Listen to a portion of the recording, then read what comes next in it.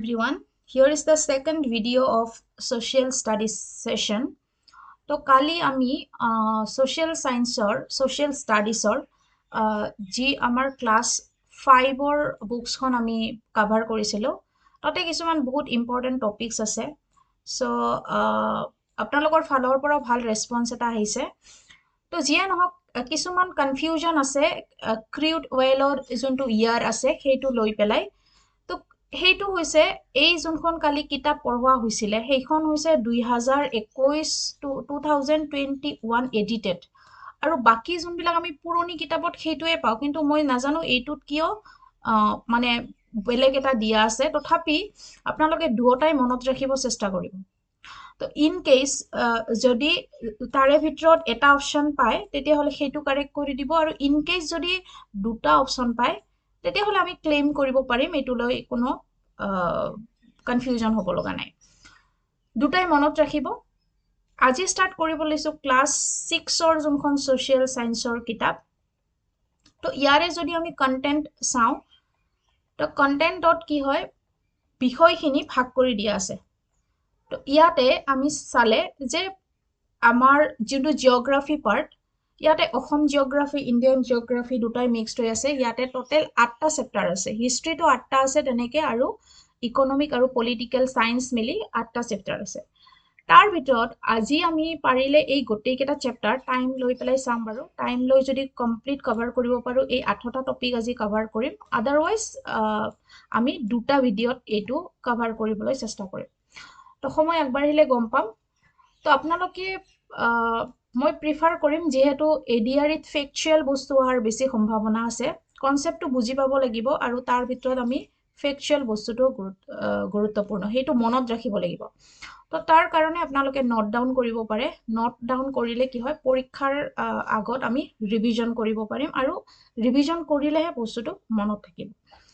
Factual বস্তু মনত ৰাখিবলৈ বহুত টান হয় কনসেপ্টৰ কাৰণে ভিডিঅটোত আমি প্ৰায় কনসেপ্টখিনি ক্লিয়াৰ কৰিব চেষ্টা কৰিম তো ইয়াৰে যি প্ৰথম চেপ্টাৰটো হৈছে our earth in the solar system তো solar system universe আৰু বেসিক বস্তুখিনি ইয়াতে বুজিবলৈ আমি চেষ্টা কৰিম তাৰ পিছত shape and size of the earth তো ইয়াতে latitude longitude seasons এইবিলাকৰ কথা আহিব এইখিনি মই কনসেপ্টখিনি প্ৰায় কনফিউজন হয় লৰা ছোৱালী বিলাকৰ আমাৰ তো এইটো টপিক বুজিবলৈ টান পায় সদায় যে এই লেটিটিউড লংগিটিউড এইবিলাক বুজি নাপাওঁ তো আই উইল মেক শিওৰ ডেট আজি যদি আপোনালোকে বুজি পায় অলপ সহজকে পৰীক্ষাত ইম্পৰ্টেণ্টকে ইমান আমি ডিপত নাযাওঁ এইটো ট্ৰাই কৰিম তাৰপিছত আমাৰ আৰ্থৰ মোশনস দুই ধৰণৰ মোশন আছে এটা হৈছে ৰটেশন আৰু ৰিভলিউশন তো এইটো বস্তু পঢ়িব চেষ্টা কৰিম মেজৰ ডোমেইনস অফ আৰ্থ আমাৰ আৰ্থত চাৰিটা ডোমেইনস বিশেষকৈ পোৱা যায় এটা হৈছে এটমস্ফিয়াৰ তাৰপিছত হাইড্ৰস্ফিয়াৰ লিথোস্ফিয়াৰ এণ্ড বায়োস্ফিয়াৰ এই ডোমেইন কেইটা পঢ়িবলৈ চেষ্টা কৰিম তাৰপিছত এই 5 নম্বৰ টপিকটো আমি নপঢ়ো ইমান ইম্পৰ্টেণ্ট নহয় মেপ কেনেকৈ ড্ৰ কৰিব লাগে সেই বিষয়ে ডিটেইলছত দিয়া আছে তাৰপিছত আমি 6 মেজৰ লেণ্ডফৰ্মছ অফ দ্য আৰ্থ তো ইয়াতে ডিফাৰেণ্ট লেণ্ডফৰ্ম যেনেকৈ ইয়াতে তিনিটা মেনশ্যন কৰা আছে মাউণ্টেইন প্লেটিউ আৰু প্লেইন তো সেইকেইটা কেনেকৈ অলপ চাম বেছি গভীৰ প্ৰশ্ন নাহে ইয়াৰে পৰা যিকেইটা আহিব লগা আছে তেনেকৈ ডিছকাছ কৰিম তো আৰু মোষ্ট ইম্পৰ্টেণ্ট টপিক হৈছে এই দুটা এটা হৈছে আসামৰ ক্লাইমেট নেচাৰেল ভেজিটেশ্যন ৱাইল্ড লাইফ আৰু এগ্ৰিকালচাৰটো বিশেষকৈ আমাৰ নেচাৰেল ভেজিটেশ্যন আৰু এই ক্লাইমেটটো ইয়াতে অলপ এতিয়া আমি এই টপিক বিলাক আমি ক্লাছ 9তো পাম বহুতে হেইটো সুধিছে যে ক্লাছ 9ৰ যোনটো বস্তু পাও ক্লাছ 6ত পঢ়াৰ প্ৰয়োজন আছে আপোনালোকে এবাৰ ক্লাছ 6ৰ কিতাপখন পঢ়ি চাব আৰু ক্লাছ 9ৰ কিতাপখন পঢ়ি চাব তো ক্লাছ 6ত বস্তুবিলাক ক্লাছ 6ৰ ষ্টুডেণ্টে বুজি পোৱাকে একদম সহজ ভাষাত ইজিলি বেসিক্সখিনি দিয়া আছে আৰু ক্লাছ 9ৰ কিতাপ যেতিয়া পঢ়ে আপোনালোকৰ অলৰেডি কিছুমান ধাৰণা থাকিব লাগিব তেতিয়াহে ইজি হ'ব তো এতিয়া আমি যদি 6 পঢ়ি পেলাই 9 পঢ়িব যাওঁ তেতিয়া বা ডাইৰেক্ট 9 পঢ়িলে আপোনালোকৰ কি হ'ব বহুত কনফিউজন আহিব পাৰে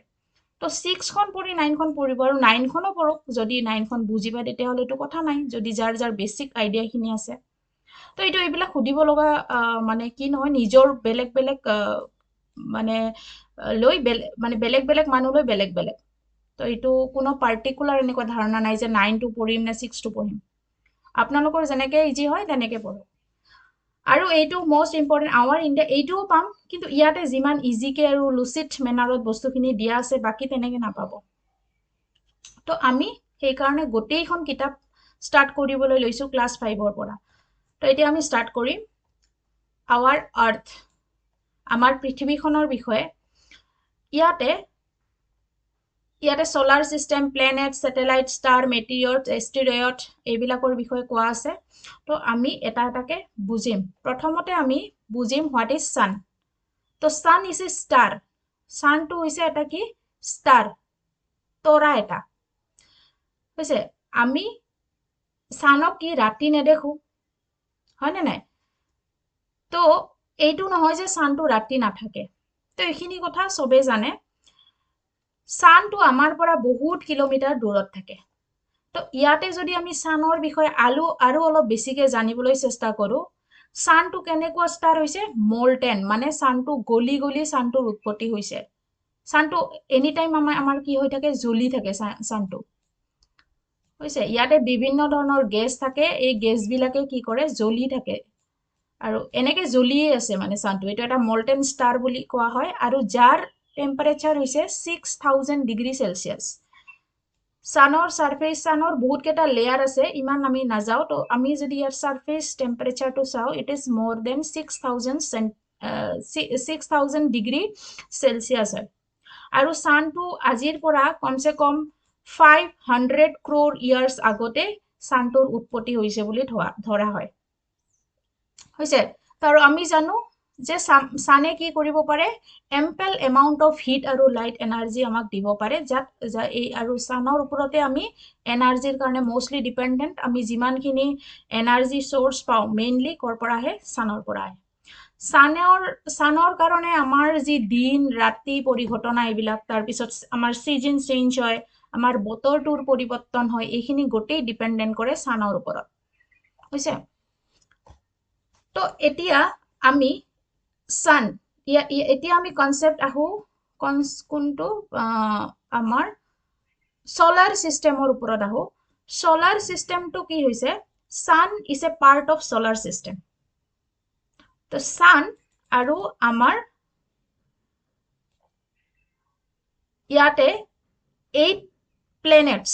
সান আৰু 8টা প্লেনেটস মিলি পেলাই আমাৰ কি গঠন হৈছে সোলাৰ সিস্টেমখন গঠন হৈছে তো এইটো এটা ফ্যামিলি যাৰ হেড কোন সান সানৰ ওপৰতে গোটেইখিনি ৰিভলভ কৰিব আৰু তাৰ লগত থাকিব 8টা প্লেনেটস মাৰ্কিউৰি ভেনাছ আৰ্থ মাৰ্চ জুপিটাৰ সেটাৰ্ন ইউৰেনাছ নেপচুন বুধ শুক্ৰ পৃথিৱী মংগল বৃহস্পতি শনি ইউৰেনাছ আৰু নেপচুন তো এইকেইটা মিলি পেলাই আমাৰ সৌৰজগতৰ ফ্যামিলি গঠন হৈছে তো আজিকালি বহুত বছৰ আগতে প্লুটোটোক এটা প্লেনেট বুলি ধৰা হৈছিল কিন্তু এতিয়া হেতু এটা ড্ৰাফট প্লেনেট বুলি ধৰা হয় এটো এটা সোলাৰ সিস্টেমৰ প্লুটো এটা সেলেস্টিয়াল বডি বুলি ধৰা হয় ইউনিভাৰ্সৰ but it is not considered as a planet হিচাপে ইয়াক কনসিডাৰ কৰা নহয় তো 8টা প্লেনেট আছে আৰু তাৰ মূল কি তাৰ মেইন হৈছে সান আৰু ইয়াৰ 8 প্লেনেটৰ ফ্যামিলিটোকে আমাৰ সোলাৰ সিস্টেম বুলি কোৱা হয় তাৰ পিছত আমাৰ এই সোলাৰ সিস্টেমৰ এটা পাৰ্ট হৈছে আৰ্থটো আজিৰ পৰা 4500 মিলিয়ন ইয়াৰ্স আগতে আৰ্থখনৰ উৎপত্তি অৰিজিন হৈছে বুলি ধৰা হয় এতিয়া এইখিনি বস্তু মনত ৰাখিব এতিয়া আমি মেইন জানো যে আমাক আৰ্থক সূৰ্যৰ চাৰিওফালে আৰ্থে ঘূৰি আছে আৰু সূৰ্যৰ চাৰিওফালে আৰ্থক ঘূৰিবলৈ এপাক কমপ্লিট কৰিবলৈ আমাক 365 দিন লাগে বুলি আমি পঢ়িছো কিন্তু ইয়াতে পৰীক্ষাত এতিয়া কি কৰিব পৰীক্ষাত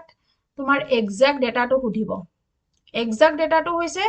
not 365 days 365 days 5 hours 48 minutes 45 to 47 seconds মানে সম্পূৰ্ণ কিমান দিন লাগে কিমান ঘণ্টা লাগে কিমান মিনিট লাগে আৰু কিমান সেকেন্ড লাগে সেইটো জানি থব তাৰ পিছত ইয়াতে average distance between sun and earth ইয়াতে দিয়া আছে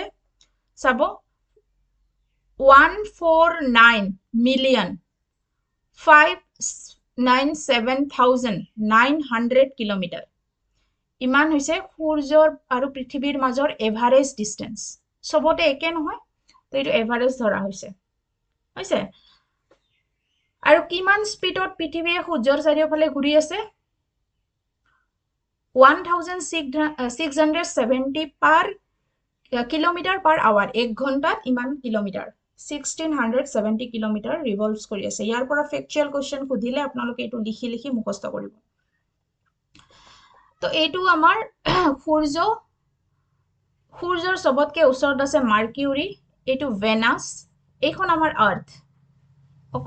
এনেকুৱা এটা প্লেনেট য'ত অনলি জীৱৰ সন্ধান পোৱা গৈছে life exist only on earth এইটো মাৰ্চ বৃহস্পতি এইটো যোনটোক জুপিটাৰ বুলি কওঁ তাৰ পিছত এইটো বহুত ধুনীয়া গ্ৰহ দেখাত শনি সেটাৰ্ন ইউৰেনাছ এণ্ড নেপচুনটো সূৰ্যৰ পৰা আটাইতকৈ দূৰত আছে হৈছে তো এইখন টেবল বহুত ইম্পৰ্টেণ্ট ইয়াতে গোটেইকেইটা প্লেনেটৰ নাম দিয়া আছে গ্ৰহৰ নাম দিয়া আছে মাৰ্কিউৰি ভেনাছ আৰ্থ মাৰ্চ জুপিটাৰ সেটাৰ্ন ইউৰেনাছ নেপচুন আৰু কিমান সময় লাগে সূৰ্যৰ চাৰিওফালে ঘূৰাৰ কাৰণে ৰিভলিউশন সূৰ্যৰ গোটেই প্লেনেট বিলাক এনেকে এইবিলাক অৰবিট হয় অৰবিট নিজৰ অৰবিট আছে আৰু এনেকে সূৰ্যৰ চাৰিওফালে সিহঁতে ঘূৰি থাকে তো কিমান সময় লাগে সেই সময়খিনিক এপাক ঘূৰোতে যিমান সময় লাগে সেইটোক টাইম ফৰ ওৱান ৰিভলিউশন বুলি কয় তো সবতকে কম লাগে বুটটো যেহেতু ওচৰতে আছে 88 ডেজ ভেনাছৰ 225 ডেজ আমাৰ আৰ্থৰটো এক্সাক্ট ডেটটো কৈছো এইটো এটা এষ্টিমেটেড হয় 365 ইয়াতে আৱাৰ্স মিনিট সেকেন্ড খিনিও পঢ়িব এটলিষ্ট আৱাৰ আৰু মিনিটটো পঢ়িব এইটো মাৰ্চ এইটো জুপিটাৰৰ 12 বছৰ লাগে Saturn 29 years Uranus 84 years Neptune 164 years মানে সবতকে বেছি ইমান একেটা ইম্পৰ্টেন্ট হয় এইটো পৃথিৱীটো মনত ৰাখিব এইকেটা মনত ৰাখিব পাৰে আৰু ইয়াতে ডায়ামিটাৰ্স বিলাক দিয়া আছে ডায়ামিটাৰ্স হিচাপে ডাঙৰ সৰু হ'ব সবতকে সৰুটো কোনটো সবতকে সৰু হৈছে বুধ গ্ৰহ 4980 কিলোমিটাৰ ইয়াৰ ডায়ামিটাৰ্স মানে এনেকে যদি সাৰ্কেল ধৰা হয় এইটোক ডায়ামিটাৰ বুলি কয় ইয়াৰ দুটা পয়েন্ট সেন্টাৰৰ মাজেদি যে দুটা পয়েন্টক ডায়ামিটাৰ বুলি কোৱা হয় তো এই ডায়ামিটাৰটোৰ কথা কৈছো আৰু সবতকে ডাঙৰ কোনটো সবতকে ডাঙৰটো হৈছে জুপিটাৰ 1,42,800 এইটো হৈছে জুপিটাৰৰ ডায়ামিটাৰ এইটো মোস্ট ইম্পৰ্টেন্ট পৰীক্ষাত প্ৰায় কোৱেশ্চন হোৱা দেখা যায় সোলাৰ সিস্টেমৰ বিষয়ে পঢ়িলে এইটো পঢ়িবই লাগে মাৰ্কিউৰি আৰু ভেনাছৰ কোনো ধৰণৰ স্যাটেলাইট নাই স্যাটেলাইট মানে উপগ্ৰহ স্যাটেলাইট বিলাকে কি হয় স্যাটেলাইট বিলাকক কোৱা হয় যে এই যে প্লেনেট আছে প্লেনেটৰ চাৰিওফালে ঘূৰি থাকে প্লেনেটৰ চাৰিওফালে এনেকে ঘূৰি থাকে স্যাটেলাইট বিলাক কিছুমান নেচাৰেল স্যাটেলাইট আমাৰ আৰ্থৰ অকল এটা আছে আমাৰ আৰ্থৰ স্যাটেলাইটৰ নাম কি মুন আৰ্থৰ এটাই স্যাটেলাইট আছে এইটো হৈছে চন্দ্ৰ মুন তাৰ পিছত মাৰ্চৰ দুটা স্যাটেলাইট আছে সবতকে হাইয়েস্ট স্যাটেলাইট আছে জুপিটাৰৰ 57 তো জুপিটাৰক ডাঙৰো হয় প্লেনেটটো গ্ৰহটো ডাঙৰো হয় ইয়াৰ ডায়ামিটাৰটো হাইয়েস্ট আটাইতকৈ ডাঙৰ গ্ৰহটো জুপিটাৰো হয় আৰু আটাইতকৈ বেছি স্যাটেলাইট আছে জুপিটাৰৰ 57 মনত ৰাখিব সেটাৰ্নৰ 53 ইউৰেনাছৰ 27 এণ্ড নেপচুনৰ 24 তো এইখন ডাইৰেক্ট ইন্টাৰনেশনাল এস্ট্ৰনমিক্যাল সোসাইটিয়ে দিয়া এইটো ভালকে মুখস্থ কৰিব এইখিনি বস্তু ইয়াতে কিছুমান ইনফৰমেশন দিয়া আছে ভেনাছ ভেনাছটো কিয় ইম্পৰ্টেন্ট আমাৰ কাৰণে হৈছে শুক্ৰ গ্ৰহ তো এইটো আমাৰ কি হৈছে second planet of the sun হৈছে কাৰণ এইটোৱে কি কৰে আমাৰ পৃথিৱীখনে কেনেকে সূৰ্যৰ চাৰিওফালে ঘূৰে ওয়েস্ট টু ইষ্ট এইটো পিছত পঢ়িলে গম পাব আমাৰ এই পৃথিৱীখনৰ চাৰিওফালে এনেকে ঘূৰে ওয়েষ্টৰ পৰা ইষ্টলৈকে এনেকে ঘূৰে কিন্তু এই ভেনাছে কেনেকে ঘূৰে অপোজিট ডাইৰেকশনত এনেকে মানে ইষ্ট টু ওয়েষ্ট হৈছে it is almost same size and shape as the আৰ্থৰ দৰে একেই হয় প্ৰায় সেম সাইজ আৰু সেম শেপৰ হয় সেইকাৰণে ইয়াক কি বুলি কোৱা হয় আৰ্থছ টুইন হৈছে টুইন বুলি কয় আৰ্থছৰ টুইন বিলাক দেখাত একে হয়, একে সাইজৰ হয়। তো সেই কাৰণে ইয়াক কি বুলি কোৱা হয়, জমছ বুলি কোৱা হয়, আৰ্থৰ জমছ প্লেনেট, আৰ্থছ টুইন। তাৰ পিছত ভেনাছটো কি বুলি কোৱা হয়, ইভিনিং ষ্টাৰ অৰ মৰ্নিং ষ্টাৰ বুলিও কোৱা হয়। বুজিছে, এইটো আছিল অল এবাউট ভেনাছ। এইবাৰ আহিলে মাৰ্চ। মাৰ্চ হৈছে 4th planet from the sun. ছানৰ পৰা 4টো হৈছে আমাৰ মংগল গ্ৰহ। তো মংগল গ্ৰহক কি বুলি কোৱা হয়, ৰেড প্লেনেট বুলিও কোৱা হয়। মনত ৰাখিব, মাৰ্চক ৰেড প্লেনেট আৰু ভেনাছক ইভিনিং ষ্টাৰ, মৰ্নিং ষ্টাৰ আৰু আৰ্থছ টুইন বুলি কয়। জুপিটাৰক কি, Jupiter is the largest planet of the solar system, এইটো আমি আগতে পালো হৈছে। তো এইকেইটা হৈছে all about information about the planets. ইয়াৰে পৰা প্ৰশ্ন আহে। আমি আগতে ক'লো যে প্লুটোটোক 9th আৰু সবতকে দূৰত থকা গ্ৰহ বুলি ধৰা হৈছিলে, কিন্তু 2006 চনৰ পিছৰ পৰা IAS সিহঁতক কি কৰিছে যে এইটো এটা প্লেনেট নহয় বুলি ঘোষণা কৰিছে আৰু ড্ৰাফট প্লেনেট বুলি ঘোষণা কৰিছে। হৈছে, তো এইটো সূৰ্যৰ সাইডৰ ফালে নুঘুৰে, কিন্তু সিহঁতে নিজৰ অৰবিটত ঘূৰি আছে বুলি কয়। এতিয়া এই স্যাটেলাইটৰ কথাটো ক'লো, স্যাটেলাইটে কাৰ চাৰিওফালে ঘূৰি থাকে, গ্ৰহবিলাকৰ, প্লেনেটছ বিলাকৰ চাৰিওফালে ঘূৰি থাকে। আৰু আমাৰ আৰ্থৰ অনলি স্যাটেলাইটটোৰ নাম হৈছে মুন। ইহঁতৰ they do not have their own heat and light. হৈছে, ইহঁতে যিহেতু পৃথিৱীৰ চাৰিওফালে ঘূৰি থাকে, তো পৃথিৱীক যেতিয়া সূৰ্যৰ পৰা পোহৰ পায় আৰু পৃথিৱীৰ পৰা পোহৰটো আকৌ ইহঁতে স্যাটেলাইট বিলাকে পায়। এইখিনিও ইম্পৰ্টেণ্ট, বক্সৰ ভিতৰত দিয়া বস্তুবিলাক। তো প্ৰথমতে এই আৰ্থৰ বিষয়ে জনাৰ কাৰণে প্ৰথমটো আমাৰ বহুত ধৰণৰ আমাৰ সাইন্টিফিক ৰিসাৰ্চ চলি আছিলে। গেলিলিও গেলিলিয়ে 1609ত প্ৰথমতে মুনৰ এক্সিষ্টেন্সটো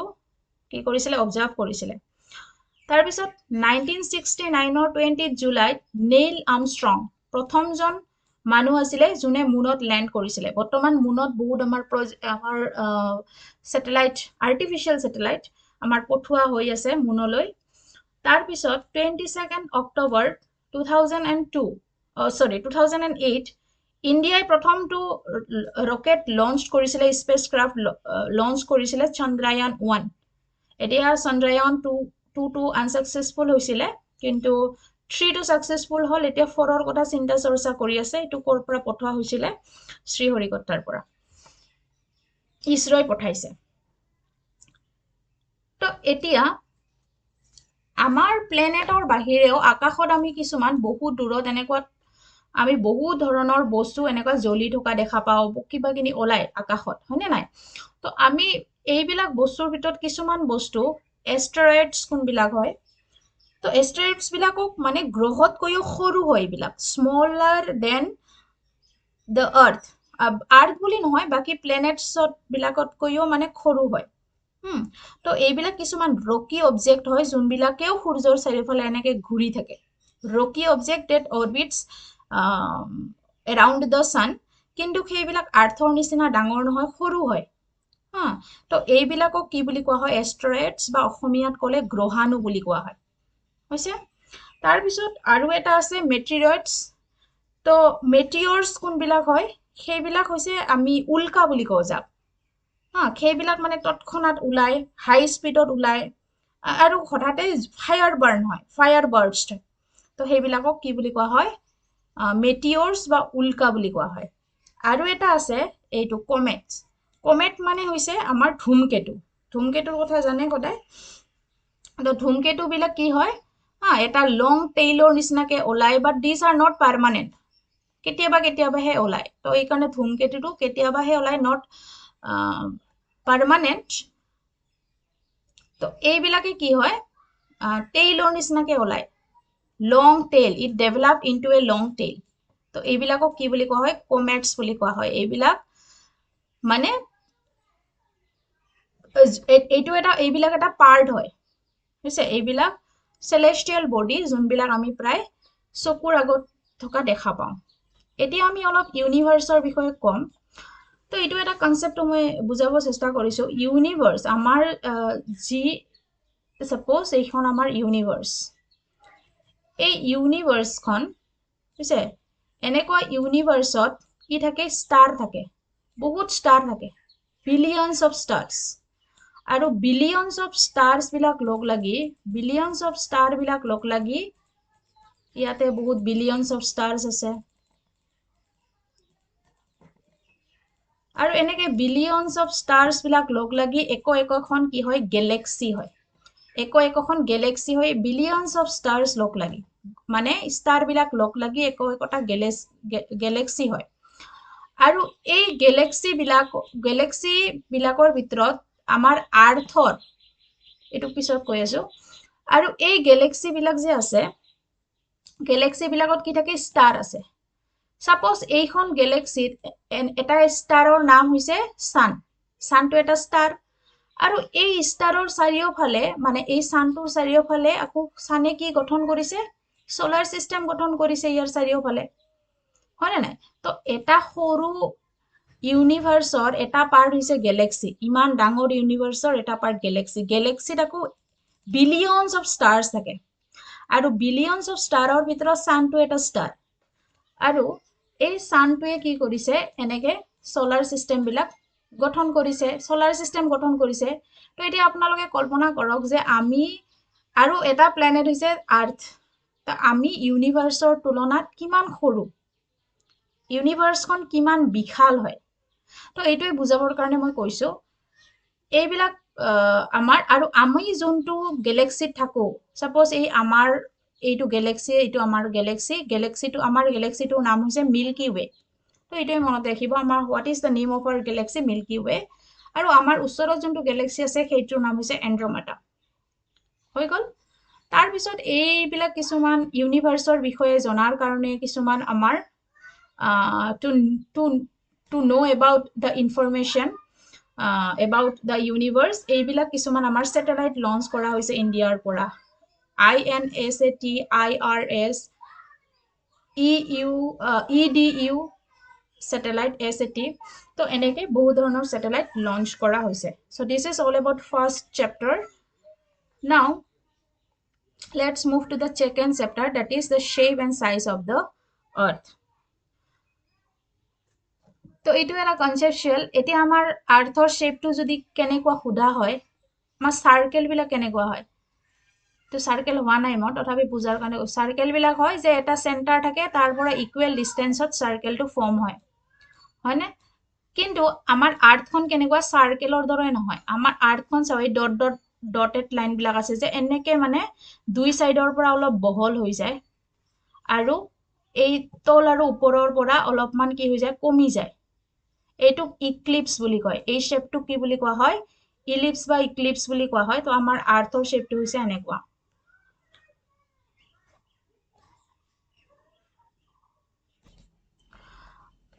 তাৰপিছত আমি যদি চাওঁ, আৰ্থৰ যি আৰ্থখন, এই গ্লোবৰ কনসেপ্টটো আহিছে, গ্লোবটো হৈছে আৰ্থৰ এটা মডেল।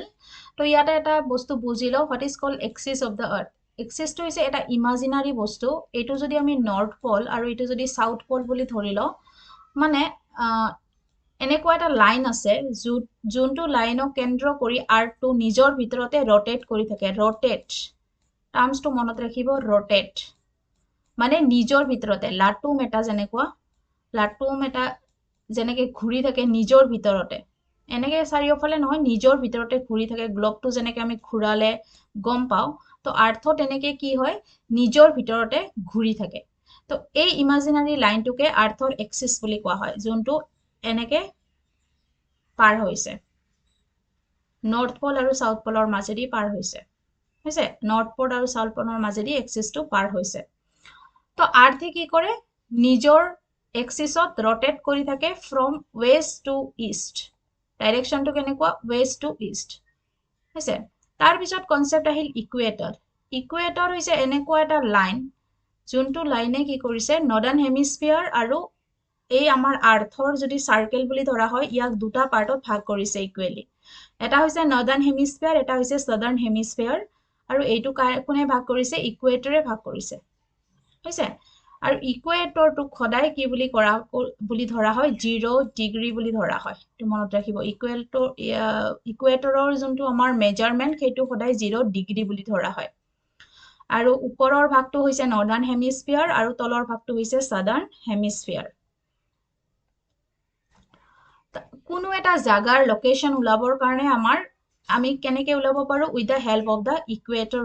ওলাব পাৰো যে আমি যদি সাপোজ আমাৰ আৰ্থখনৰ ইটো সাইডত ইয়াতে আছে আমাৰ ইণ্ডিয়া ইয়াতে আছে তো আমাৰ ইণ্ডিয়াখন ক'ত আছে নৰ্দাৰ্ণ হেমিস্ফিয়াৰত আছে বা ইকুৱেটৰ যদি তলত থাকে তেতিয়াহ'লে আমি কম যে ইটো জাগাটো ক'ত আছে সাদাৰ্ণ হেমিস্ফিয়াৰত আছে হৈছে তো এনেকে আমি এক্সাক্ট লোকেশনটো ওলাবৰ কাৰণে ইকুৱেটৰৰ পেৰালেলছকে কিছুমান লাইন আকৌ ড্ৰ কৰা হয় suppose this is equator 0 degree এইটো হৈছে ইকুৱেটৰ ইকুৱেটৰৰ সমানকে এনেকে কিছুমান লাইন ড্ৰ কৰা হয় কিছুমান সাৰ্কেলছ ড্ৰ কৰা হয় আৰু সেইবিলাকক কি বুলি কোৱা হয় লেটিটিউডছ বুলি কোৱা হয় তো এই তলৰ ফালেও ইকুৱেল এইটো যেনেকৈ 0 ডিগ্ৰী ইয়াতে 20 ডিগ্ৰী হ'ব তাৰপিছত 40 ডিগ্ৰী নৰ্থ এনেকে তো এই 0 ডিগ্ৰী ওপৰত নৰ্থ ফালে থকাখিনিক কোৱা হ'ব 20 ডিগ্ৰী নৰ্থ লেটিটিউড এই তলত আছে 0 ডিগ্ৰী ইকুৱেটৰ তলত আছে ইয়াক কোৱা হ'ব 20 ডিগ্ৰী সাউথ লেটিটিউড তো লেটিটিউড কি হয় লেটিটিউড মানে ইকুৱেটৰৰ পেৰালেলকে থকা কিছুমান সেমি সাৰ্কেল হৈছে আৰু এই লেটিটিউড বিলাক আমি কিহৰ কাৰণে important to determine the location of a place তাৰ পিছত আমি heat zones of earth এইটো ডিসকাস কৰিম it is related to latitude latitude মানে বুজি পালে latitude মানে হৈছে এইটো earth এইটো suppose ইকুৱেটৰত এনেকে কিছুমান সাৰ্কেলছ লোৱা হৈছে এনেকৈ কিছুমান সাৰ্কেল লোৱা হৈছে সাৰ্কেল আৰু এইবিলাক প্যাৰালেল টু দ্য ইকুৱেটৰৰ প্যাৰালেল হয় সমান দূৰত্বত থাকে তো এইবিলাককে কি বুলি কোৱা হয় প্যাৰালেলছ বিলাককে আমি লেটিটিউড বুলি কওঁ আৰু এই লেটিটিউড বিলাকৰ ওপৰত ভিত্তি কৰি পেলাই আমাৰ ডিফাৰেন্ট হিট জোন পোৱা যায় সাপোজ এইটো ডট লাইনটো হৈছে ইকুৱেটৰৰ পৰা যদি আমি 0 ডিগ্ৰীৰ পৰা যদি 23.5 ডিগ্ৰী নৰ্থৰ ফালে যাওঁ নৰ্থৰ ফালে যাওঁ আৰু সাউথৰ ফালে যাওঁ ইফালে ওপৰত গলে নৰ্থ আৰু তলত আহিলে সাউথ এইটো নৰ্থ সাইড এইটো সাউথ সাইড তো এই জোনখিনি কি বুলি কোৱা হয় টৰেট জোন বুলি কোৱা হয় বা ট্ৰপিক্যাল জোন বুলিও কোৱা হয় ট্ৰপিক্যাল জোন বা টৰেট জোন এইটো ইকুৱেটৰৰ ওচৰত থাকে তাৰ পিছত 23 ডিগ্ৰীৰ পৰা যদি 66.5 ডিগ্ৰী নৰ্থৰ ফালে যাওঁ and 23 পৰা সাউথৰ পৰা যদি 66.5 ডিগ্ৰীত আহো তেতিয়া সেইখিনিক কি বুলি কোৱা হয় টেম্পাৰেট জোন বুলি কোৱা হয় ওপৰৰখিনি কোৱা হ'ব নৰ্থ টেম্পাৰেট জোন আৰু তলৰখিনি কোৱা হ'ব সাউথ টেম্পাৰেট জোন এই যি নৰ্থ টেম্পাৰেট জোন আৰু টৰেট জোন নৰ্থ হেইটোৰ যোনটোৱে ভাগ কৰিছে সেই লাইনটোক কি বুলি কোৱা হয় ট্ৰপিক অফ কেঞ্চাৰ হৈছে আৰু এই ইকুৱেটৰৰ তলৰ ফালে সাউথ টৰেট জোন আৰু সাউথ টেম্পাৰেট জোনক যি লাইনে ভাগ কৰিছে সেইটো কোৱা হ'ব Tropic of Capricorn so Tropic of Cancer Tropic of Capricorn মনত ৰাখিব টেম্পাৰেট জোন আৰু টৰেট জোনক ভাগ কৰিছে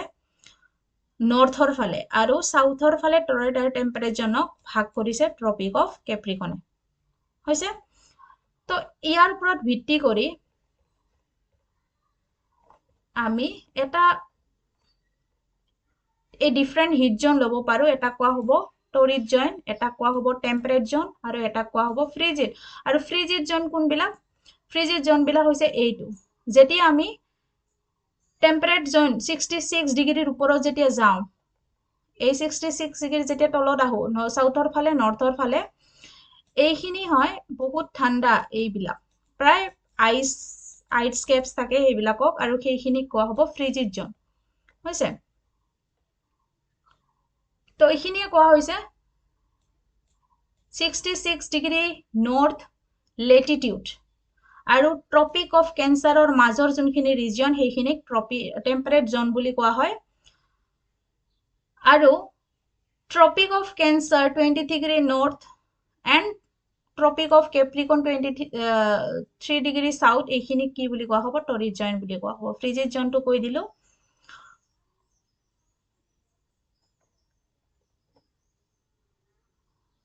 তাৰ পিছত এতিয়া আকৌ এটা ধাৰণা আহে লোকেশন সাপোজ আমাৰ আৰ্থৰ ইয়াতে আমি আছো তো এইটো ইকুৱেটৰ আমি গম পালো যে ইয়াতে আমাৰ আৰ্থ ইয়াতে আমি আছো অৰ্থাৎ আমি ক'ত আছো নৰ্দাৰ্ণ হেমিস্ফিয়াৰত আছো কিন্তু আমি আকৌ উত্তৰ ফাল ইফালে আছো নে ইফালে আছো এইটো আমি ডিটাৰমাইন কৰাৰ কাৰণে আমি এনেকে অৰ্থাৎ নৰ্থৰ পৰা যি সাউথ সেইটো এটা আমি কি কৰিব লাগিব এটা ধাৰণা ল'ব লাগিব হয়নে নাই তো ইয়াতেও আমি নৰ্থ আৰু সাউথক ভাগ কৰাকে আমি এটা কি কৰো এটা লাইন কল্পনা কৰো সেইটোক যোনটো কোৱা হয় প্ৰাইম মেৰিডিয়ান তো prime meridian is a location prime মেৰিডিয়ানটো এটা ইমাজিনাৰী লোকেশন কৰা হৈছে ইয়াতে কি কৰা হৈছে নৰ্থ আৰু সাউথৰ মাজেদি গৈছে এই প্ৰাইম মেৰিডিয়ানটো আৰু যোনটোৱে কি কৰিছে ৱেষ্ট আৰু ইষ্ট এইফালে ৱেষ্ট আৰু এইফালে ইষ্ট বুলি আমাৰ পৃথিৱীখনক কি কৰিছে ভাগ কৰিছে হৈছে আৰু এই গ্ৰীণ মেৰিডিয়ানটো আমাৰ ক'ত কল্পনা কৰা হৈছে আৰ্থৰ লণ্ডনৰ গ্ৰীণউইচ বুলি এটা জাগা আছে সিটি অফ লণ্ডন তাৰ মাজেদি প্ৰাইম মেৰিডিয়ানটো গৈছে বুলি ক'ব পাৰি আৰু এটা এই লংগিটিউডটোৰ পৰা আমাৰ কিছুমান এংগুলাৰ ডিষ্টেন্স লোৱা হয় হৈছে এনেকে এংগুলাৰ ডিষ্টেন্স লোৱা হয় আৰু এইটো 0 ডিগ্ৰীৰ পৰা 180 ডিগ্ৰীৰ পৰা লোৱা হয় 80 ডিগ্ৰীৰ ভিতৰত মানে এই প্ৰাইম মেৰিডিয়ানটো কেন্দ্ৰ কৰি আগৰটো যেনেকে ইকুৱেটৰক কেন্দ্ৰ কৰি লোৱা হৈছিলে এইবাৰ প্ৰাইম মেৰিডিয়ানটো কেন্দ্ৰ কৰি পেলাই কি কৰা হয় কিছুমান মেজাৰমেন্ট লোৱা হয় হৈছে আৰু সেইবিলাকক কোৱা হয় লেটিটিউডছ তো এইবিলাকক কি বুলি কোৱা হয় latitudes বুলি কোৱা হয় sorry longitudes the longitudes of a place is the distance that places east and west of the prime meridian তো এইটো প্ৰাইম মেৰিডিয়ান ইফালে থকাখিনি ইষ্ট ইফালে থকাখিনি ৱেষ্ট আৰু এইবিলাক হৈছে এংগুলাৰ ডিষ্টেন্স হৈছে আৰু ইয়াৰ যোগটো কিমান থাকে 0 ডিগ্ৰীৰ পৰা 180 ডিগ্ৰী থাকে তো যিকোনো এখন প্লেছৰ যদি প্লেস আমি ডিটাৰমাইন কৰো লোকেশনটো ডিটাৰমাইন কৰাৰ কাৰণে আমাৰ দুটা ফেক্টৰ বহুত ইম্পৰ্টেন্ট এটা হৈছে আমাৰ লেটিটিউড আৰু এটা হৈছে লংগিটিউড লেটিটিউডটো আমাৰ ইকুৱেটৰৰ পৰা জোখা হয় লংগিটিউডটো প্ৰাইম মেৰিডিয়ানৰ পৰা জোখা হয় লেটিটিউডটোৱে নৰ্থ ফালে থাকে নে সাউথ ফালে থাকে সেইটো ডিটাৰমাইন কৰে আৰু লংগিটিউডটোৱে ইষ্টৰ ফালে থাকে নে ৱেষ্টৰ ফালে থাকে সেইটো ডিটাৰমাইন কৰে সো এইখিনিয়ে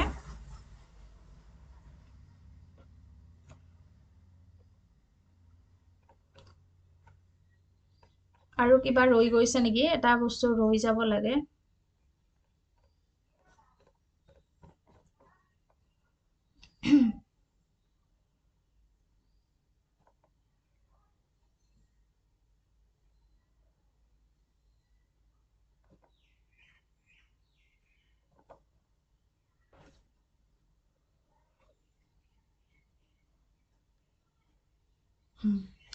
ৰৈ যোৱা নাই বাৰু এইখিনি আছিলে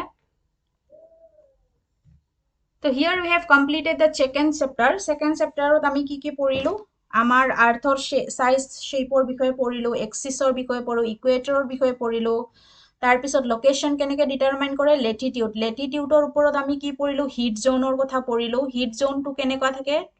ইকুৱেটৰৰ পৰা ট্ৰপিক অফ কেঞ্চাৰ আৰু ট্ৰপিক অফ কেপ্ৰিকনৰ যোনখিনি এইখিনি জোন সেইখিনি কোৱা হয় টৰিড জোন টেম্পাৰেট জোন হ'ব পাৰে 23 ডিগ্ৰী নৰ্থ 66 ডিগ্ৰী নৰ্থ লেটিটিউডত হ'ব পাৰে আৰু লগতে 23 ডিগ্ৰী সাউথৰ পৰা 66 ডিগ্ৰী সাউথ লেটিটিউডৰ টেম্পাৰেট জোনখিনি থাকিব আৰু 66ৰ ওপৰত নৰ্থৰ ফালে আৰু তলত সাউথৰ ফালে ফ্ৰিজিড জোন থাকিব এইখিনি হৈছে হিট জোন তাৰ পিছত লংগিটিউডটো আমি ইষ্ট আৰু ৱেষ্টৰ ফালে যদি লোকেশন আমাক উলাব লাগে ডিটাৰমাইন কৰিব লাগে তেতিয়াহ'লে আমি লংগিটিউডৰ ধাৰণাটো ললো প্ৰাইম মেৰিডিয়ানৰ কথা ইয়াতে আহিছে প্ৰাইম মেৰিডিয়ানটো আমাৰ ক'ত কল্পনা কৰা হৈছে লণ্ডনৰ ওচৰত প্লেস এখন আছে গ্ৰীণউইচ সেইটো প্ৰাইম মেৰিডিয়ান হিচাপে ধৰি আমি উলিয়াও যিকোনো প্লেসৰ লোকেশন উলাও তো এইখিনি আছিলে থিংস টু ৰিমেম্বাৰ খিনি পঢ়িব পাৰে যোনখিনি বস্তু পঢ়োৱা হ'ল সেইবিলাক ৰিকল কৰাৰ কাৰণে হৈছে So this is all about second chapter. Now let's move to the third chapter, that is motion of the earth.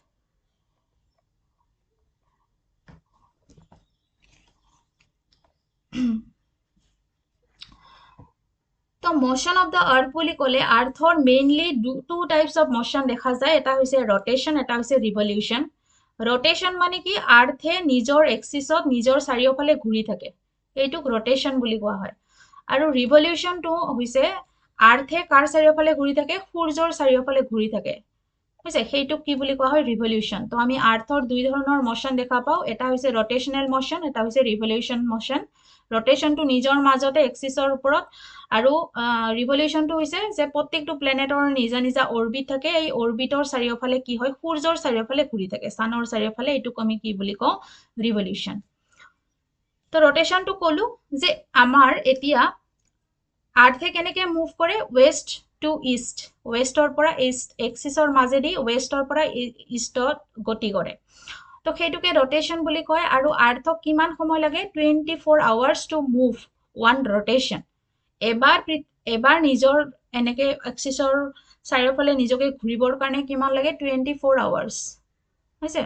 আৰু এই 24 আৱাৰটোকে আমি কি পঢ়ো we consider as a one day এদিনাখনত আমি সেইকাৰণে কি বুলি ধৰি লওঁ 24 আৱাৰ্ছ হৈছে তো এতিয়া আমি যদি চাওঁ হোৱাট ইজ দ্য এফেক্টছ এতিয়া আমি দিন ৰাতিটো কেনেকে হয় এফেক্টছ অফ আমি যদি চাওঁ এফেক্টছ অফ আৰ্থ ৰটেশন আৰ্থৰ ৰটেশনৰ ফলত কি হয় পৃথিৱীখন যে এনেকে নিজৰ এক্সিছৰ চাৰিওফালে ঘূৰি আছে তাৰ ফলত কি হয় তো এতিয়া আমি কল্পনা কৰাৰ কাৰণে আমি যদি চাওঁ এইটো এটা টৰ্চ লাইট হয় ন পৃথিৱীখন কেনেকে থাকে এনেকে থাকে হৈছে তো আমি যদি সূৰ্যটো সাপোজ এই সাইডে আছে তো আমাৰ কি হ'ব পৃথিৱীৰ এটা সাইডেহে পোহৰ পৰিব হয় না নাই তাৰ পিছত আমি যদি পৃথিৱীখন এনেকে ঘূৰো পৃথিৱীখন সাপোজ এনেকে ঘূৰি আহি যেতিয়া এইটো সাইড পায় তেতিয়া এইটো সাইডত বিটো ইয়াতে আছে এটো ইফালে আছে তাৰ পিছত বিটো ইয়াতে গ'ল এটো ইফালে আহিলে তো এটা সাইডত এবাৰ দিন হ'ব আৰু এটা সাইডত আন্ধাৰ হ'ব হয় না নাই আৰু পৃথিৱীখন ঘূৰি ঘূৰি যেতিয়া এইটো সাইডত আহে তেতিয়া কি হ'ব এটা সাইডত দিন হ'ব এটা সাইডত ৰাতি হ'ব তেনেকেই ৰটেশনৰ ফলত কি হয় it causes day and nights on the earth বুজিছে এনেকে ঘূৰি আছে এইটো টৰ্চ লাইট আৰ্থে এনেকে ঘূৰি আছে এটা সাইডত কি হৈছে সূৰ্যৰ পোহৰ পৰিছে তাতে দিন হৈছে আৰু আনটো ফালে ৰাতি হৈছে ঠিক তেনেকে পৃথিৱীখন যেহেতু নিজৰ মাজতে ঘূৰি আছে আকৌ ঘূৰি ঘূৰি ইফাল সাইডটো যেতিয়া আহি পৰে এইটো সাইডত দিন হ'ব এইটো সাইডত তেতিয়া ৰাতি হ'ব তো সেই কাৰণে আৰ্থৰ ৰটেশনৰ ফলত কি হয় আমাৰ দিন ৰাতিৰ পৰিঘটনাটো আমি দেখিব পাৰো এইটো পৰীক্ষাত প্ৰশ্ন আহে দিন ৰাতি পৰিঘটনাটো days and nights causes of days and nights because of earth rotation and revolution earth rotation এটো মনত ৰাখিব তো ৰিভলিউশন মানে ক'লোৱে যে গোটেই প্লেনেট বিলাকে কি কৰি থাকে সূৰ্যৰ চাৰিওফালে ঘূৰি থাকে তো সূৰ্যৰ চাৰিওফালে আৰ্থক ঘূৰিবৰ কাৰণে কিমান দিন লাগে এটো এক্সাক্টটো আমি 65.5 দিন বা 365 আৱাৰ্ছ ইমানখিনি টাইম লাগে হয় না নাই তো এইখিনি চাৰিওফালে ঘূৰিবলৈ আৰ্থক নিজা অৰবিটত ঘূৰিবৰ কাৰণে ইমানখিনি টাইম লাগে 365 ডেজ লাগে তেতিয়া সূৰ্যৰ চাৰিওফালে ঘূৰে হৈছে এতিয়া যদি চাই আমি আমাৰ এটা বছৰত কিমান থাকে 365 ডেজ থাকে তো ইয়াৰে কেই ঘণ্টাকে বাকি ৰয় 6 ঘণ্টাকে বাকি ৰয় হৈছে 6 ঘণ্টা এক বছৰত কিমান ঘণ্টাকে বাকি ৰয় 6 ঘণ্টাকে একদিন হবৰ কাৰণে কিমানটা বছৰ কমপ্লিট কৰিব লাগিব 6 এইটো এক বছৰত এইটো সেকেন্ড বছৰ এইটো থাৰ্ড বছৰ ফোৰ্থ বছৰ তেতিয়া কি হ'ব 24 আৱাৰ্ছ হ'ব 6 ঘণ্টাকে 6 ঘণ্টা প্লাস 6 ঘণ্টা 6 ঘণ্টা 6 4 গুণ কিমান 24 ঘণ্টা হল 24 ঘণ্টাত কি হয় সেই কাৰণে 4 বছৰৰ মুৰে মুৰে আমাৰ এক বছৰত কিমান দিন বুলি ধৰা হয় 365 ডেজ থাকে কিন্তু যেহেতু 6 ঘণ্টাকে এক্সট্ৰা ৰৈ যায় তো 6 ঘণ্টাটো যোগ হৈ 4 বছৰৰ মূৰত কি হৈ যায় এটা দিন 365 ডেজ হৈ যায় 366 ডেজ হৈ যায় 365 ৰ পৰা 366 ডেজ হৈ যায় যোনটোক আমি কি কনসিডাৰ কৰো এজ এ লিপ ইয়াৰ হিচাপে কল্পনা কৰো তো এই যে এদিনটো বাঢ়িলে এতিয়া আমি কোনটো মাহত তাক ধৰি লওঁ সেইটো ধৰি লওঁ আমি ফেব্ৰুৱাৰী মান্থত বাকিবিলাক সেমে থাকে বাকিবিলাক জানুৱাৰী 30 ডেজ যেনেকুৱা মাৰ্চৰ 30 ডেজ, জুলাই আগষ্ট 31 ডেজ। তো তেনেকৈ আমি চেঞ্জ ক'ত কৰোঁ, ফেব্ৰুৱাৰী মাহখনো চেঞ্জ কৰোঁ। যোনটো লিপ ইয়াৰ মান্থ হয় ক'ত আহি যোগ হয়, ফেব্ৰুৱাৰী মাহত। আৰু লিপ ইয়াৰ মান্থত ফেব্ৰুৱাৰীখন কিমান দিনীয়া হয়, 29 দিনীয়া। আৰু এনে যেতিয়া লিপ ইয়াৰ নহয় তেতিয়া ফেব্ৰুৱাৰী মাহখন কিমান দিন থাকে, 28 ডেজ থাকে। তো এই কনচেপ্টটো বুজি পাইছে নিশ্চয়। 365 ডেজ আছে আমাৰ এক বছৰত, কিন্তু আমাক মেইন মুঠতে আৰু 6 ঘণ্টা বেছি লাগে ন। তো প্ৰত্যেক বছৰে 6 ঘণ্টাকে বাঢ়ি যায়। তো এক বছৰত 6 ঘণ্টা বাঢ়িলে এক বছৰত 6 ঘণ্টা, তো এনেকে টোটেল কিমান ঘণ্টা হ'ল, 24 ঘণ্টা। 24 ঘণ্টা মানে কিমান দিন বাঢ়িল, একদিন বাঢ়িল। তো 4 বছৰৰ মূৰে মূৰে 366 ডেজ হয়। আৰু এইটোকে আমি কি হিচাপে কনচিডাৰ কৰোঁ, as a leap year.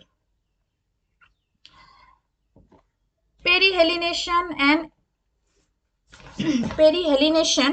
and aphelions.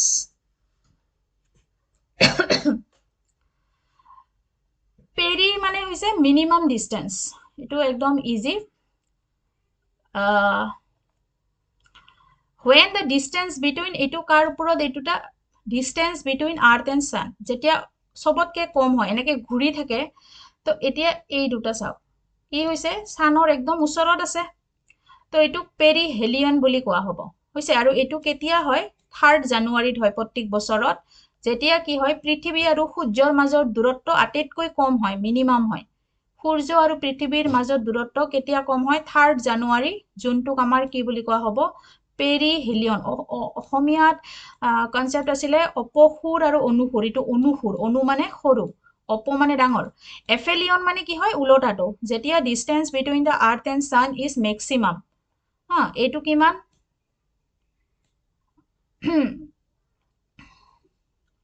Minimum হয়। যেতিয়া মেক্সিমাম হয় তেতিয়া কোৱা হ'ব এফিলিয়ান হৈছে। আৰু এইটো কেতিয়া হয়, 4 জুন এভৰি ইয়াৰ, প্ৰত্যেক বছৰে কেতিয়া হয়, 4 জুনৰ দিনাখন হয়। আৰু এইটো কেতিয়া হয়, 3 জানুৱাৰীৰ দিনাখন হয়। তো এইটো মনত ৰাখিব, পেৰিহেলিয়ন এণ্ড এফিলিয়ান। এইটো কাৰ ওপৰত ডিপেণ্ড কৰে, distance between the earth and sun, আৰ্থৰ, পৃথিৱী আৰু সূৰ্যৰ মাজৰ দূৰত্বৰ ওপৰত নিৰ্ভৰ কৰে। তো এতিয়া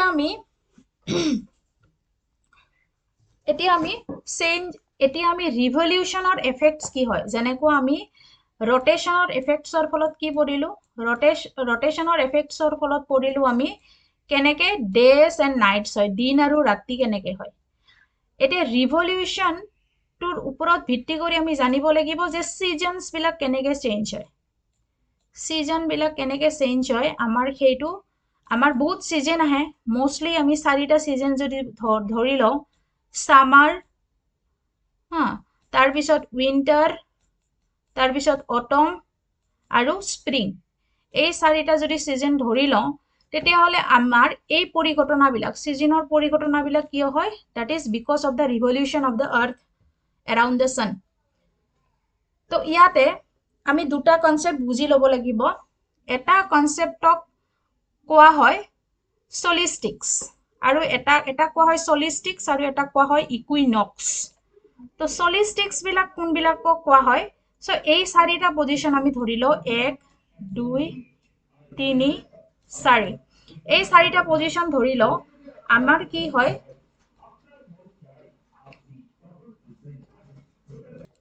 প্ৰথমতে আমি এই 2 নাম্বাৰটো আৰু 4 নাম্বাৰটো ধৰি লওঁ। প্ৰথমতে আমি দিব চেষ্টা কৰিছোঁ সলষ্টিক্সৰ যোনটো কনচেপ্ট। ইয়াতে কি হয় চাওক, এই দুটা পজিশ্যনত 2 and 4, এই পজিশ্যনটোত কি হৈছে চাওক,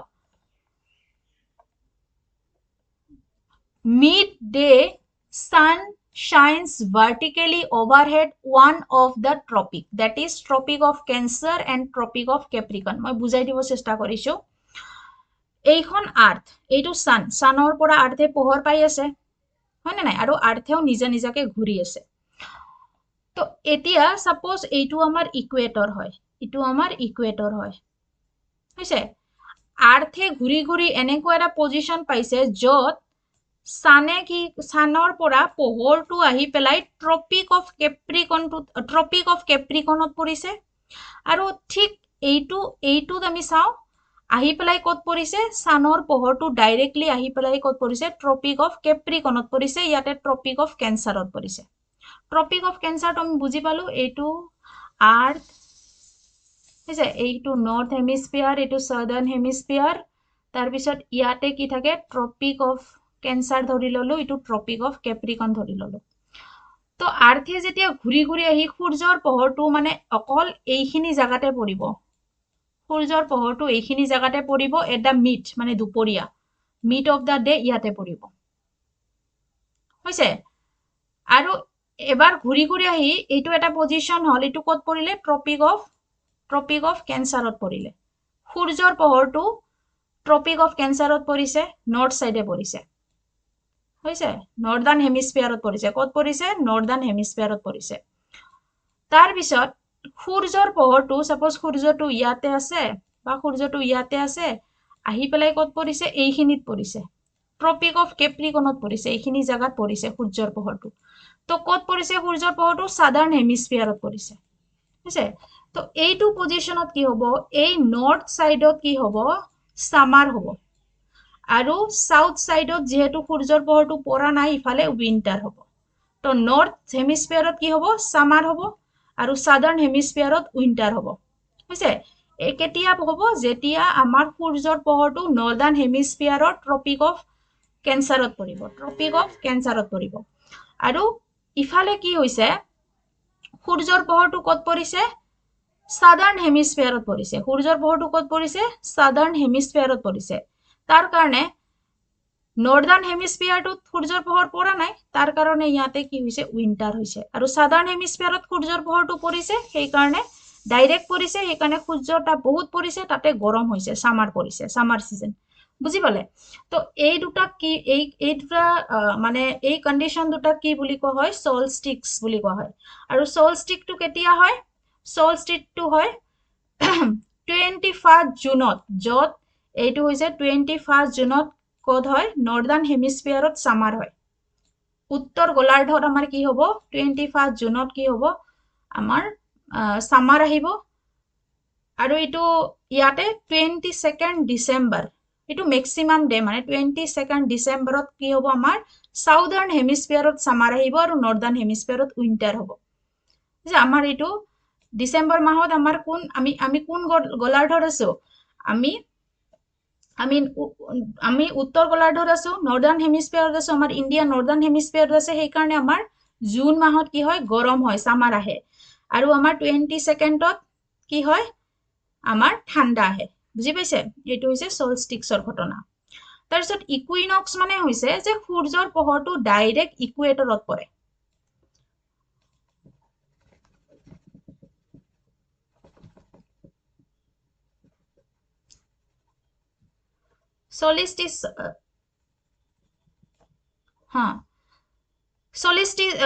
সলস্টিচত কি হল আমাৰ সূৰ্যৰ পোহৰটো ট্ৰপিক অফ কেঞ্চাৰত পৰিব হয় নাইবা ট্ৰপিক অফ কেপ্ৰিকনত পৰিব হয় না নাই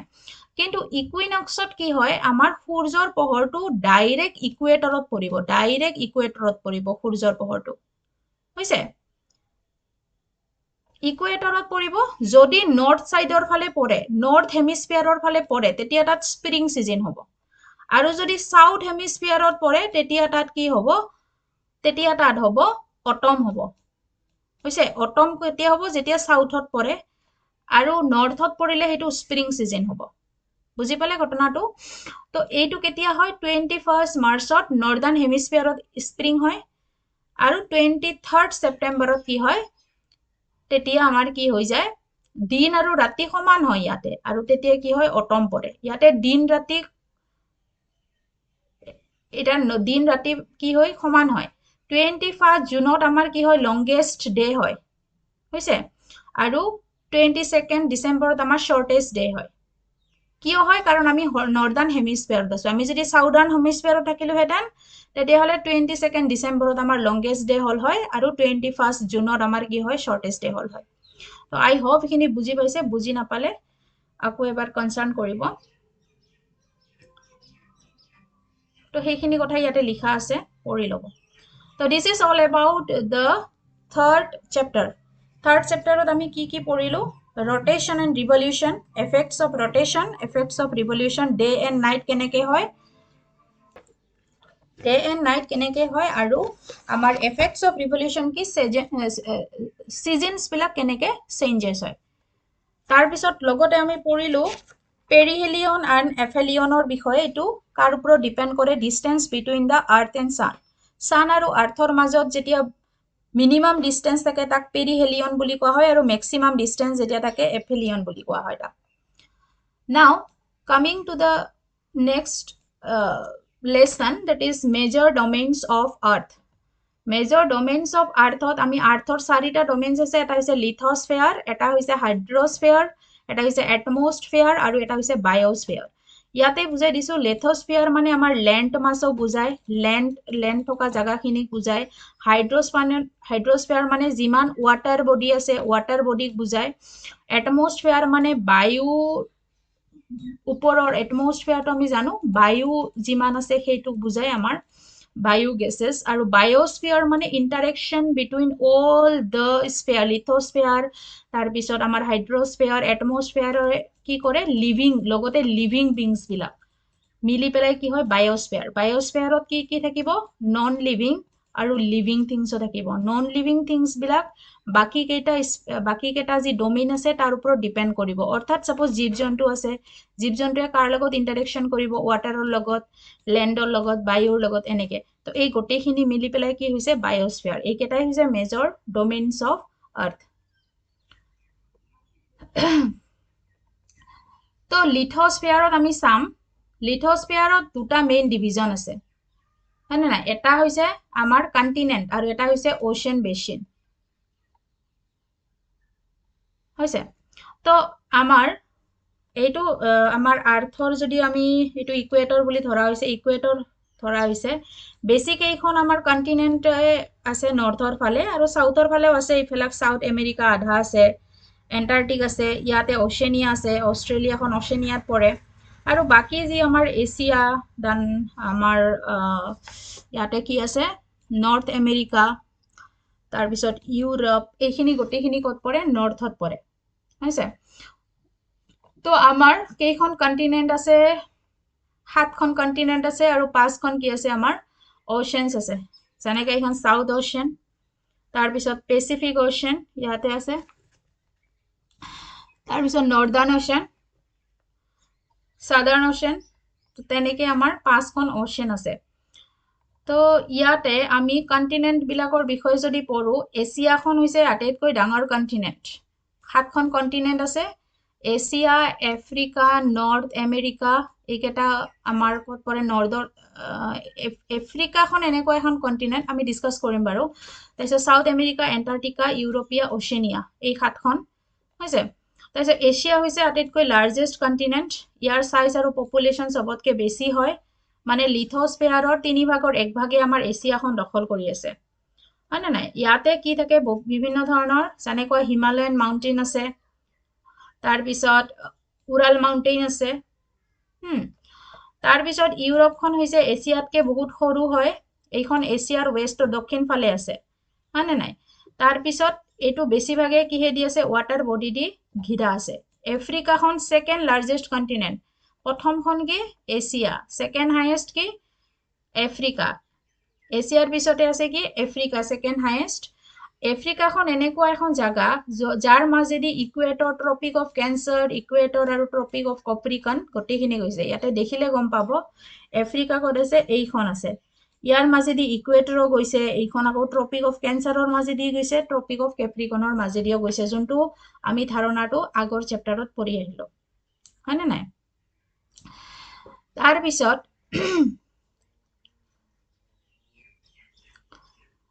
আফ্ৰিকাত কি আছে, নাইল ৰিভাৰ আছে. তাৰপিছত আৰু ৱৰ্ল্ডৰ ভিতৰত ইয়াতে ইকুৱেটৰত যিহেতু পৰে, এনি টাইম গৰম হৈ থাকিব, হয়নে নাই? কাৰণ সূৰ্যৰ পোহৰটো তাত ডাইৰেক্ট পৰে. তো ইয়াতে সাহাৰা, ৱৰ্ল্ডৰ ভিতৰত হট ডেজাৰ্ট আছে সাহাৰা আফ্ৰিকাত, আৰু লগতে লংগেষ্ট ৰিভাৰ নাইল ক'ত আছে, আমাৰ আফ্ৰিকাত আছে. তাৰপিছত নৰ্থ আমেৰিকাখন, এইটো হৈছে largest continent, third largest continent, প্ৰথমতে এছিয়া, তাৰপিছত আফ্ৰিকা, তাৰপিছত নৰ্থ আমেৰিকা. তো নৰ্থ আমেৰিকাখন সাউথ আমেৰিকা এটাৰ পৰা কোৱেশ্চন প্ৰায় অহা দেখা যায় north America and south America চাওক ইয়াতে মেপখন চাব এইখন নৰ্থ আমেৰিকা আৰু এইখন সাউথ আমেৰিকা ইয়াক এটা কি কৰিছে ষ্ট্ৰেইটে কি কৰিছে লেণ্ডমাছ দুটাক ৱাটাৰ বডিজৰ মাজেদি ভাগ কৰিছে হয়নে নাই তো এই north America just a minute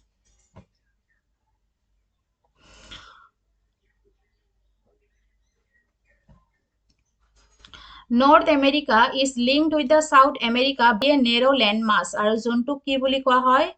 Isthmus of Panama Isthmus of Panama এইটো কি হয় লেণ্ডমাছ যোনটো লেণ্ডমাছে কি কৰিছে নৰ্থ আমেৰিকা আৰু সাউথ আমেৰিকাক লিংক কৰিছে ইয়াতে ৰকি মাউণ্টেইন আছে চাৰিওফালৰ পৰা ওচেনে আগুৰি আছে সাউথ আমেৰিকা হৈছে ফৰ্থ লাৰ্জেষ্ট কণ্টিনেণ্ট সবতকে সৰু হৈছে ইউৰোপ সাউথ আমেৰিকাখন ফৰ্থ লাৰ্জেষ্ট তাৰপিছত আৰু সাউথ আমেৰিকাখন সাউদাৰ্ণ হেমিস্ফিয়াৰত আছে ইয়াতে ৱৰ্ল্ডৰ যি ৱাইডেষ্ট ৰিভাৰ আটাইতকৈ বহল ৰিভাৰখনৰ নাম কি আমাজন লংগেষ্ট ৰিভাৰখনৰ নাম হৈছে নাইল ৰিভাৰ আৰু ৱাইডেষ্ট ৰিভাৰখনৰ নাম হৈছে আমাজন ৰিভাৰ সেইটো ক'ত আছে সাউথ আমেৰিকাত লগতে এণ্ডিজ মাউণ্টেইনো ক'ত আছে মাউণ্টেইন ৰেঞ্জো আমাৰ সাউথ আমেৰিকাত আছে তো এইখিনিৰ পৰা প্ৰশ্ন অহা দেখা যায় সেইখিনি পঢ়ি থ'ব তাৰপিছত ওশেনিয়াখিনি কোনখিনি ওশেনিয়াখিনি এইখিনি মই ইয়াতে দেখাব চেষ্টা কৰিছো মেপত এইখিনি এই পাৰ্টখিনি তো ভাগ হৈ আছে অষ্ট্ৰেলিয়া তো সেইখিনি হৈছে সেইখিনিকে আমি ওশেনিয়া বুলি কওঁ Oceania is the smallest continent হয় ইয়াতে দুটা লেণ্ড মাছ আছে এটা হৈছে অষ্ট্ৰেলিয়া আৰু এটা হৈছে নিউজিলেণ্ড হৈছে আৰু এইখনক আইলেণ্ড কণ্টিনেণ্ট বুলি কোৱা হয় কাৰণ নদীৰ মাজত আছে সেইকাৰণে ইয়াক আইলেণ্ড কণ্টিনেণ্ট বুলি কোৱা হয় ওশেনিয়া এণ্টাৰ্কটিকা আমি জানো সেইখন হৈছে লাৰ্জেষ্ট হয় কণ্টিনেণ্ট ফিফথ লাৰ্জেষ্ট বেছি কিন্তু তাত মানুহৰ জনবসতি নাই বেছিভাগ সময় কি হয় কোল্ড হৈ থাকে তাত বহুত কিছুমান তাতে আমাৰ স্পেচিছ থকা দেখা যায় আৰু আমাৰ ইণ্ডিয়াৰ পৰা আৰু বহুত কাণ্ট্ৰিৰ পৰা তাতে ৰিচাৰ্চ ষ্টেচন খোজা হৈছে এটা ষ্টাডি কৰাৰ কাৰণে এণ্টাৰ্কটিকাত তাৰ ভিতৰত ইণ্ডিয়াৰ যি ৰিচাৰ্চ চেণ্টাৰ তাৰ নাম হৈছে এটা হৈছে মৈত্ৰী এটা হৈছে দক্ষিণ গংগোত্ৰী এই দুটা পৰীক্ষাত আহে মৈত্ৰী আৰু Dakshin Gangotri is related to the research centre of Antarctica এণ্টাৰ্কটিকাত আমাৰ ৰিচাৰ্চ ষ্টেচন খোজা হৈছে ৰিচাৰ্চ কৰাৰ কাৰণে এণ্টাৰ্কটিকাৰ বিষয়ে ইণ্ডিয়াৰ হৈছে মৈত্ৰী এণ্ড দক্ষিণ গংগোত্ৰী তো this is all about our কণ্টিনেণ্টখিনিৰ বিষয়ে আমি ডিছকাছ কৰিলোঁ যোনটো লিথোস্ফিয়াৰৰ মাজত পৰে তাৰপিছত এতিয়া আমি অ'চেনৰখিনি যদি পঢ়োঁ অ'চেন আমাৰ কি কি আছে ফাৰ্ষ্ট হৈছে আমাৰ পেচিফিক অ'চেন হৈছে Pacific Ocean Atlantic Ocean Indian Ocean Arctic Ocean and South Ocean হৈছে চবতকৈ ডাঙৰখন হৈছে পেচিফিক অ'চেন হৈছে ইয়াতে মেৰিনা ট্ৰেঞ্চ আছে আৰু এইটো ডিপেষ্ট ট্ৰেণ্ড হয় ৱৰ্ল্ডৰ ভিতৰত তাৰপিছত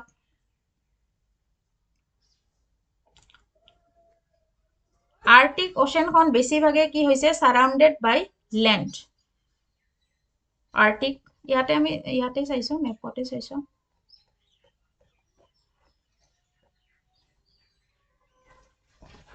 এইখন সাউথ অ'চেন এইখন ইণ্ডিয়ান অ'চেন পেচিফিক অ'চেন ইয়াতেও আছে ইফালে অলপ আছে পেচিফিক অ'চেনখন চবতকৈ ডাঙৰ আৰু এইফালে আছে পলৰ ফালে আছে আৰ্কটিক অ'চেন তো ইয়াত এইখিনি ইনফৰমেশ্যন আছে পিছত যদি আহে এইটো পঢ়াই দিম বাৰু অ'চেনৰ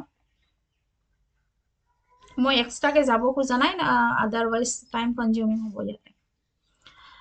এটমস্ফিয়াৰত কেইটা লেয়াৰ আছে ট্ৰপস্ফিয়াৰ ষ্টেটস্ফিয়াৰ মেছস্ফিয়াৰ আৰু থাৰ্মস্ফিয়াৰ এই চাৰিটা লেয়াৰ আছে তাৰ ওপৰত এক্সস্ফিয়াৰো আছে হৈছে এটমস্ফিয়াৰত 78% বহুত এটমস্ফিয়াৰটোত কি থাকে বিভিন্ন ধৰণৰ গেছ থাকে তাৰ ভিতৰত 78% নাইট্ৰজেন 21 হাইয়েষ্ট 78% নাইট্ৰজেন 21 অক্সিজেন আৰু ৰিমেইনিং 1% কনষ্টিটিউটেড বাই বহুতখিনি লগ হয় কাৰ্বন আৰ্গন হিলিয়াম এইবিলাক লৈ পেলাই গঠন হয় হৈছে বায়'স্ফিয়াৰটোতো আমি ক'লোৱে বায়'স্ফিয়াৰত কি থাকে বিভিন্ন ধৰণৰ প্ৰাণী থাকিব স্পেচিছ থাকিব গছ গছনি থাকিব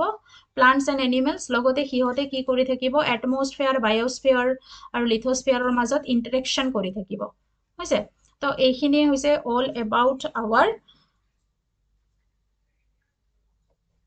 মেজৰ ডমেইনছ অফ আৰ্থ তো ভাবিছোঁ এইটো চেপ্টাৰটো মই নপঢ়াওঁ তাৰ পিছত থাকিব 6, 7, 8 তিনিটা চেপ্টাৰ বাকি থাকিব এইটো নেক্সট ভিডিঅ'ত I will try to cover major landforms of এইটো বেছি নাই ইয়াতে বহুত অলপ কথা ডিসকাস কৰিব লগা আছে কিন্তু আমাৰ যি নাম্বাৰ 6 and নাম্বাৰ 7 লেসন আছে তাত বহুত কথা ডিসকাশন কৰিব লগা আছে এইটো অসমৰ ক্লাইমেটৰ ওপৰত আৰু লগতে ইণ্ডিয়াৰ যি ফিজিওগ্ৰাফিৰ ওপৰত সো আজি এইটো ভিডিঅ' ইয়াতে কমপ্লিট কৰি লৈছো আপোনালোকে হাতত যদি কিতাপখন আছে then you will try to mark in the book itself কিতাপতে মাৰ্ক কৰি বস্তুখিনি বুজি লৈ ইয়াতে প্ৰায় কিবা যদি বুজি নাপায় সুধিব পাৰে মই যিমান পাৰো ট্ৰাই কৰিছো বুজাই দিয়াৰ কাৰণে আৰু যদি কিবা বুজি নাপায় you can write in the comment section আৰু বাকি যিমানখিনি আমাৰ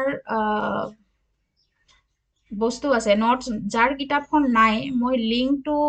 দিয়া হৈছে না নাই I will make sure that লিংকটো দিম বাৰু অনলাইন আপোনালোকে ডাউনলোড কৰিব পাৰিব বা উচৰতে যদি সৰু লৰা ছোৱালী পঢ়ে হিহতৰ পৰা আনিও পঢ়িব পাৰে it is available in Assamese medium also Assamese mediumতো এইখন কিতাপ available হয় তো you can otherwise পঢ়াৰ সময়তে লিখি থব পৰীক্ষা যাতে ৰিভাইজ কৰিব পাৰে otherwise কোনো সেন্স নহব পৰীক্ষাৰ আগত যদি আপোনালোকে ৰিভিজন কৰিব নোৱাৰে So, এইখিনি আছিলে thank you for watching কিবা confusion থাকিলে you can write in the comment section thank you